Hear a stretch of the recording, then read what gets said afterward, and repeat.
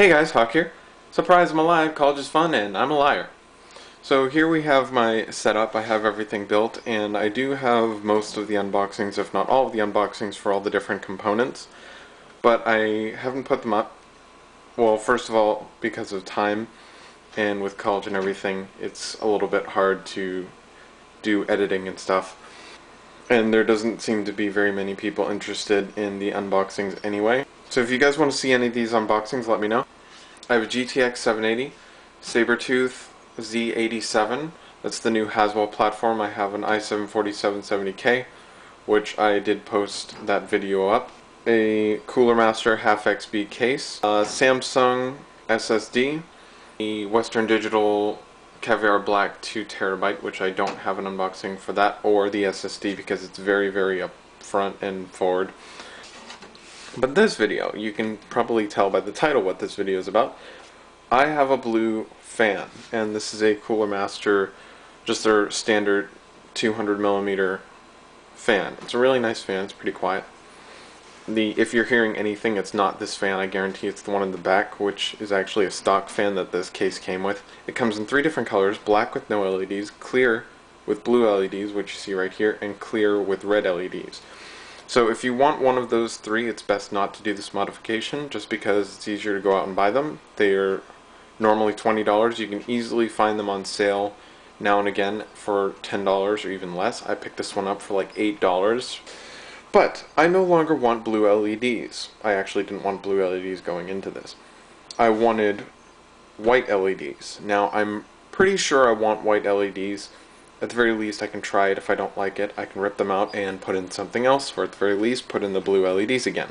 It's not that big of a deal. So first thing I'm going to do is remove the screws, which I've already done, and then remove this cover and flip it over, making sure I know where the wire is so I'm not getting that in the way. So I have a multimeter here. And if you don't know what a multimeter is, then you probably shouldn't be doing this mod anyway, because it does involve soldering. And what you're going to want to do is, there are let me zoom in. So it's going to be a little bit hard to see, just because the glaring, blinding light that's shining right in your eyes. But there is a clear wire coming out from the main body and going into the LED. Now it has 2 leads, obviously, going to the LED. And there's hot glue on the LED itself. Now, it's actually not, I don't think it's hot glue, I think it's some sort of silicone, but that's okay. It's basically hot glue. And you can just barely make out the contacts. And with a multimeter, you just want to check the voltage. If you don't get it right, then it's probably the other direction. So just check both sides, and it should pop up on your multimeter. This is running at 3 volts, and so that's a good sign, because 3 volts means that they're standard LEDs. So actually you won't have to do this part, because all the Cooler Master fans are going to be the same. If you're doing this on another type of fan, it should be the same process, because most of these LED fans are the same. But you're going to want to make sure that it's still 3 volts. 3 volts to 3.2 volts is going to be okay, but anything over that is probably going to be too much, and you probably won't be able to do this with standard LEDs. From there, I have no idea what you would do. So now you're going to want to shut down your computer and make sure you're not trying to unplug this while the computer's on or anything, because you might hit something else and it probably won't go too well. But now that the computer's off, you can just go ahead and stop the fan, unplug it, get it into a working environment.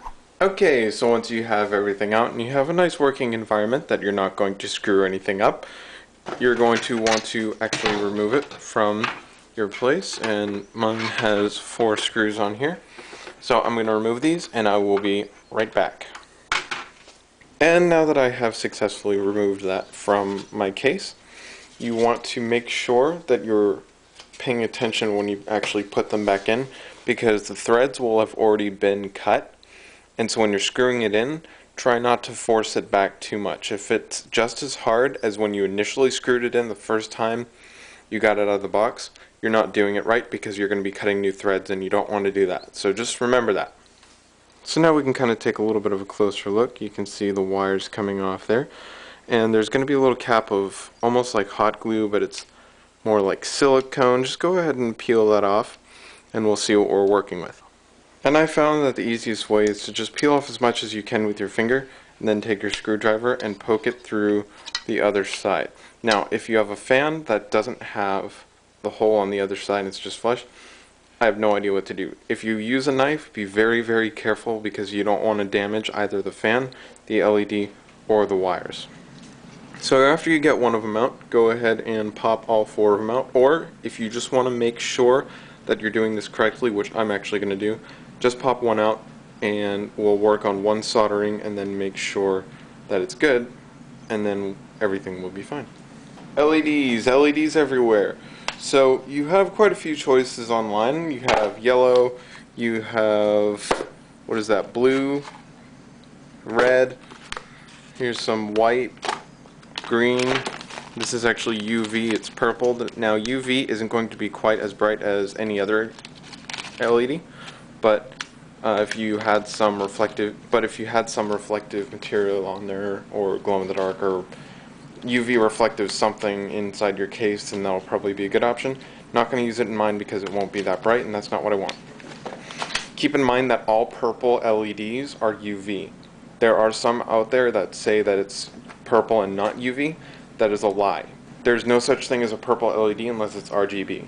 Also, another thing to note about buying LEDs is if you go to someplace like Radio Shack that sells them individually, you'll be paying around anywhere from $2 to $5 per LED, which is absolutely insane.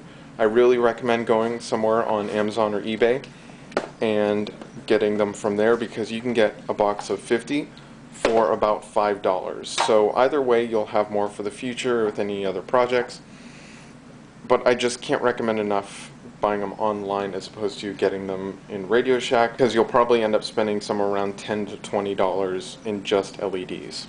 They also have different colors. They have pink, they have orange, they have basically any color that you could possibly think of. Don't get the color changing RGB ones because they actually have 3 prongs, and we can only use 2 prongs in this because obviously we're getting power from 2 prongs, or power from one and ground to the other. Anyway, so for me, I'm going to be using the white LEDs, and most all LEDs are 3 volts to 3.2 volts. That one's 3.4 volts, whatever. It's somewhere around there, so you should be good with just putting these LEDs straight into that. It's the max power that you want to be paying attention to, because if it's less than 3 volts, do not put it in there. So, by determining what side is positive and negative on this LED, you will easily be able to tell what side is positive and negative on the LED that you just pulled out. So the one with the long prong, that's going to be the one on my left, is going to be the positive side. And by the looks of it, the positive side has a silver wire and the negative wire has a copper wire. So I should be able to take that information to all of the other sides. If you get them in backwards, it shouldn't do anything but not glow. Now the first step is to cut off these clear jackets that you see on the contacts right there, and then you're going to want to desolder each of those pieces as best as you can. And if you don't know how to solder, I wouldn't recommend doing this, because this isn't exactly an easy soldering project, because you have to have nice clean solders on there, and you can't have them big or anything because it's going into a relatively small space. So if you don't know how to do this, I would recommend practicing on something else, looking up some YouTube videos, or just getting a friend that you know that knows how to solder already to do it for you. You'll want to cut your LED into the same length as this one, and then solder them back on in the right position so you can kind of see if it would focus what side is what. So you're going to want to solder it just on like that, so they're the same side. So I'm not even going to attempt to solder in front of the camera, A, because I'm behind the camera and it's a little bit difficult.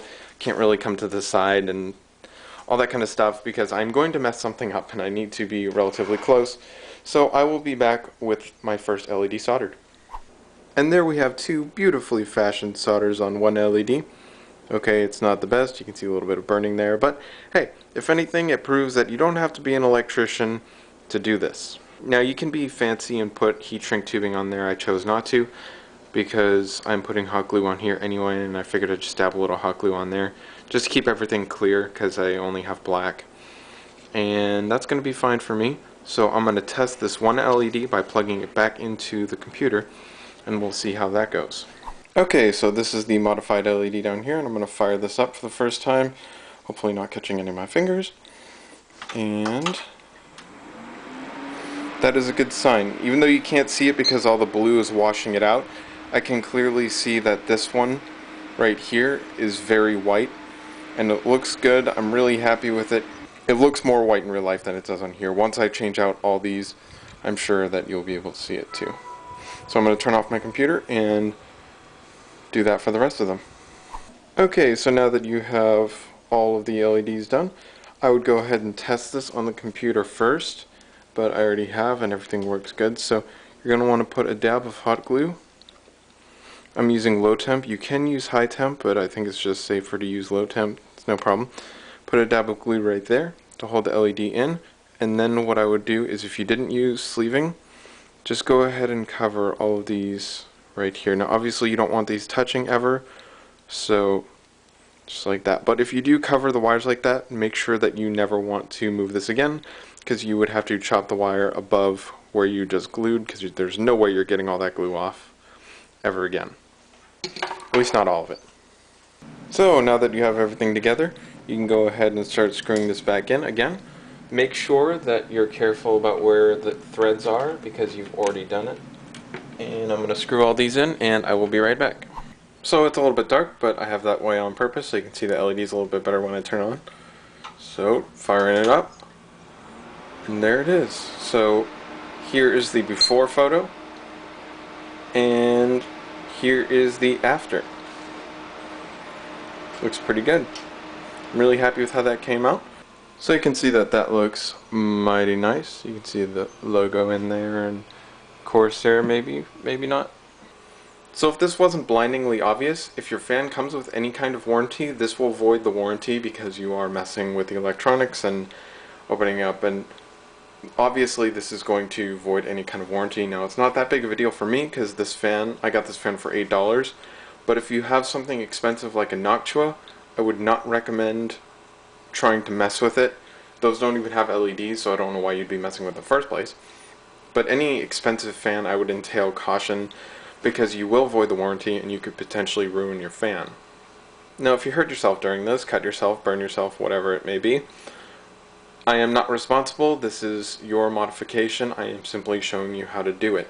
So I claim no responsibility for you hurting yourself. So that about wraps it up for this one. Go ahead and hit like, subscribe for more videos, and let me know what you think in the comments section below. Until next time.